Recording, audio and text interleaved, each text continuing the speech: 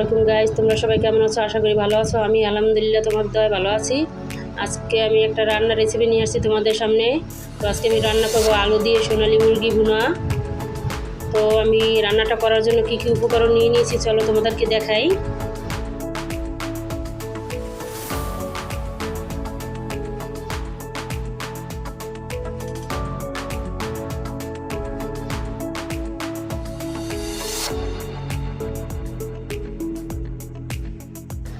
তো এখানে আমি 1 কেজি ওজনের একটা মুরগি নিয়েছি। মুরগিগুলো রেগুলার পিস করে কেটে নিয়েছি।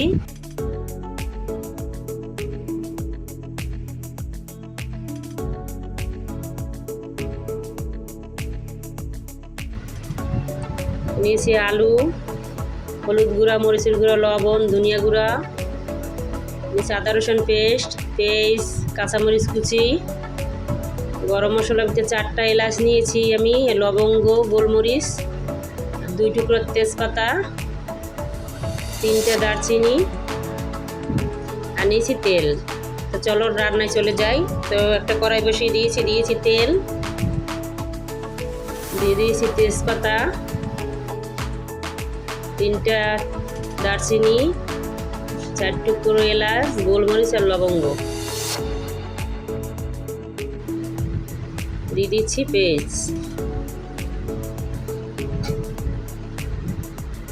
পেস্টটা আমি ভালো করে ভেজে নেব লাল লাল করে।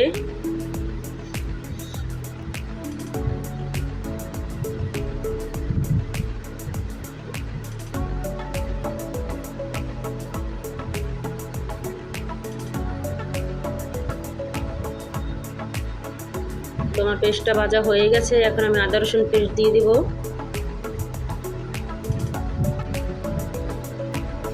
এখানে আমি 1.5 চামচ আদা রসুনের পেস্ট দিয়ে দিয়েছি। আদা রসুনটা আমি ভালো করে পেঁয়াজের সাথে ভেজে নেব যেন কাঁচা গন্ধটা চলে যায়।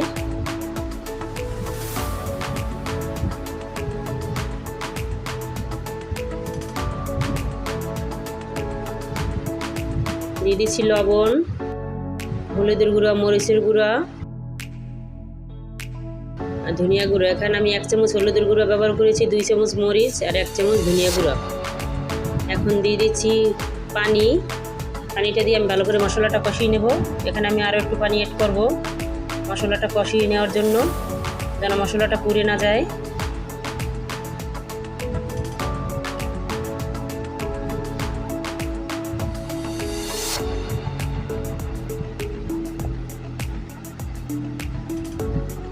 এখন আমি ভালো করে মশলাটা কষিয়ে নেব।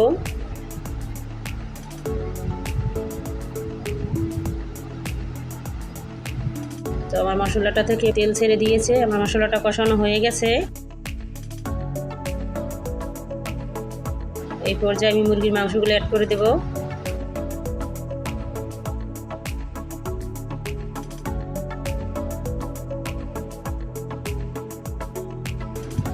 তো আমি মুরগির মাংসগুলো অ্যাড করে দিয়েছি। এখন ভালো করে মশলার সাথে মিশিয়ে নেব।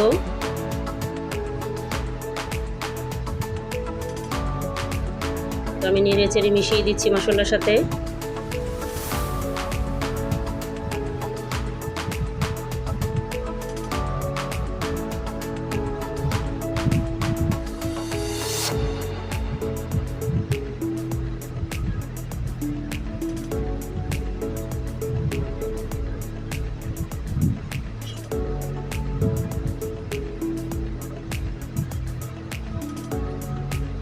তো এখন একটা ঢাকনা দিয়ে ঢেকে দেব।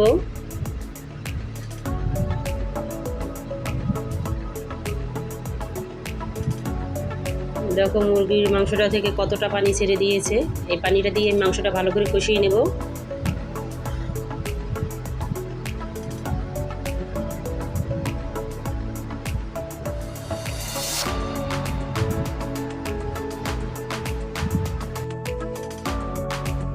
আবারও ঢাকনা দিয়ে দিয়েছি, ঢাকনাটা উঠিয়ে ভালো করে কষিয়ে নেব।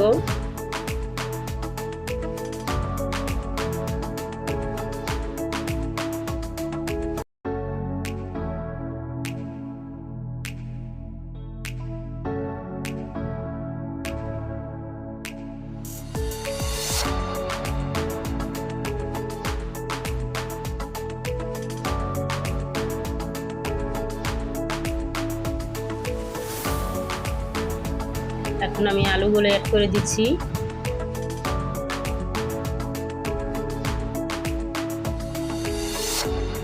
আলুগুলো দিয়ে ভালো করে মাংসের সাথে কষিয়ে নেব।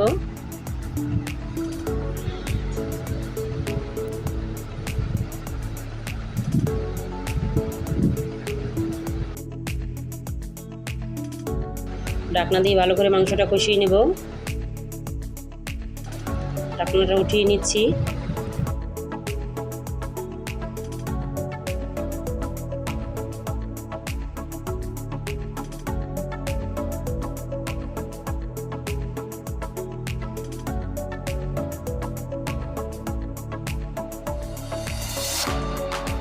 এই পর্যায়ে আমি কলিজাটা অ্যাড করে দিচ্ছি, কারণ আগে থেকে কলিজাটা দিলে কষানোর সময় ভেঙে যায় কলিজা, এই জন্য আমি শেষ পর্যায়ে কলিজাটা দিয়ে দিয়েছি। এখন কষিয়ে আমি ঝোল দেব। দেখো কত সুন্দর হয়েছে মাংসের কালারটা, আর কষানোটা কত সুন্দর হয়েছে।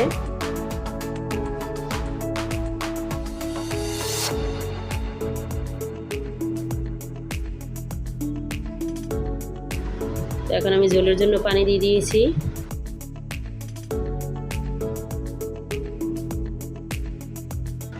মাংসটা নেড়ে চেড়ে ভালো করে মিশিয়ে নেব।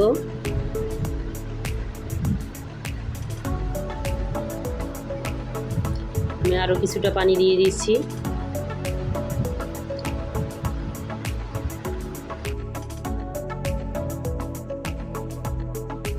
সোনালী মুরগি এটা সেদ্ধ হইতে তেমন একটা সময় লাগে না।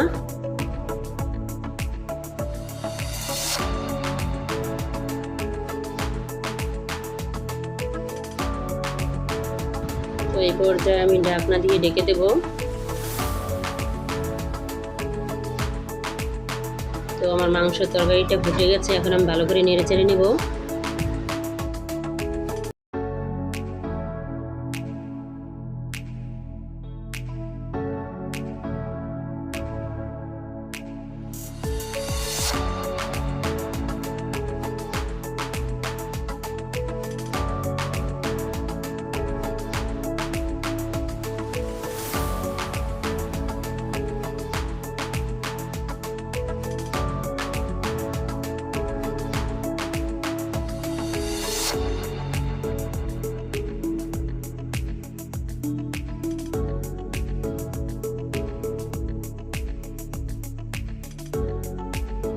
তো তোমরা অনেক আপুরা ভাইয়ার আমার ভিডিওটা দেখো, কিন্তু আমার ভিডিওতে লাইক দাও না। প্লিজ আমার ভিডিওতে একটা লাইক দিয়ে দেবা, আর যারা আমার চ্যানেলে নতুন তারা আমার চ্যানেলটি সাবস্ক্রাইব করে দেবা।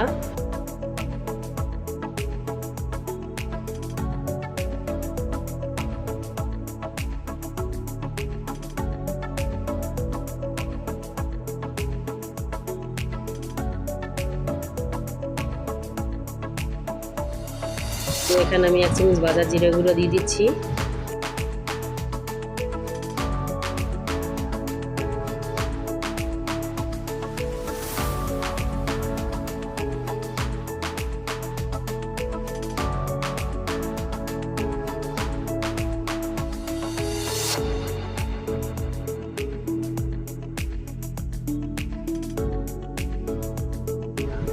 তো আমার রান্নাটা প্রায় হয়ে গেছে। আমার এই রেসিপিটি যদি ভালো লাগে তাহলে লাইক কমেন্ট শেয়ার করে দেবা, আর আমার চ্যানেলটি সাবস্ক্রাইব করে দেবা। আর আমার পাশে থাকার জন্য ধন্যবাদ। আল্লাহ হাফেজ।